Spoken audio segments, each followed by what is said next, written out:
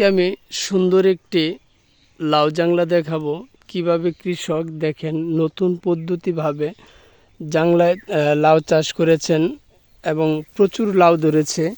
তার পরিশ্রমের কারণে সফলতা অল্প অল্প করে পাচ্ছে। এই দেখেন প্রচুর লাউ ধরেছে। এই দেখেন কি বুদ্ধিতে কি বা কি পদ্ধতিতে লাউ চাষ করেছে এটা বলবো আমি।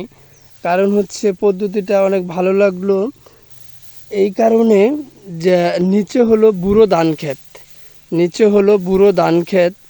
এই দেখেন লাউ, দেখছেন লাউ, হ্যাঁ প্রচুর লাউ ধরেছে। এই দেখেন লাউয়ের এই যে প্রচুর লাউ। নিচে হলো বুড়ো ধান ক্ষেত, এই দেখেন বুড়ো ধান ক্ষেত, উপরে হলো লাউ জাংলা, আবার ওই যে সাইডে আছে মরিচ ক্ষেত। এইভাবে একটা পদ্ধতিভাবে এই চাষ করেছেন।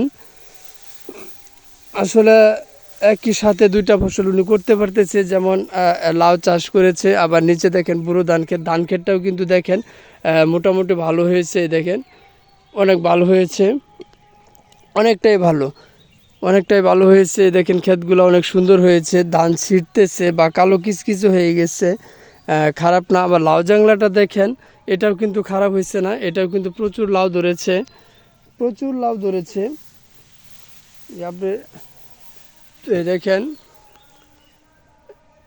এই যে এই সিস্টেমে লাউ চাষ করেছে, এই যে দেখানোর জন্য চেষ্টা করতেছি, পুরাটাই ঘুরে ঘুরে দেখানোর জন্য চেষ্টা করলাম।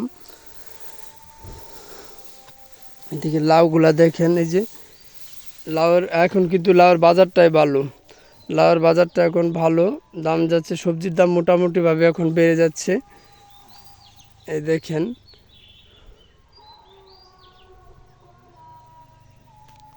প্রচুর লাউ ধরেছে। পুরা জাংলাটা আমি ঘুরে ঘুরে দেখানোর জন্য চেষ্টা করলাম। কৃষকের পরিশ্রমে সফলতা পাক, বা উনি অনেক পরিশ্রম করেছেন, তার জন্য উনি সফলতা পাচ্ছেন। পরিশ্রম না করলে সফলতা আসে না, আবার সফলতা হতে গেলে একটু মানে দাম লাগে, আর দামটা যদি না পাওয়া যায় সঠিকভাবে তাহলে ক্ষতিগ্রস্ত হয়ে যায় কৃষক। দেখেন কত সুন্দরভাবে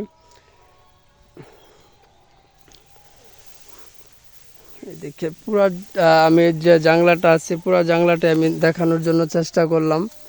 দেখেন ক্ষেতের সাথে রুয়া ক্ষেতের নিচে নামতেছি গা লাউ গাছটাই দেখেন,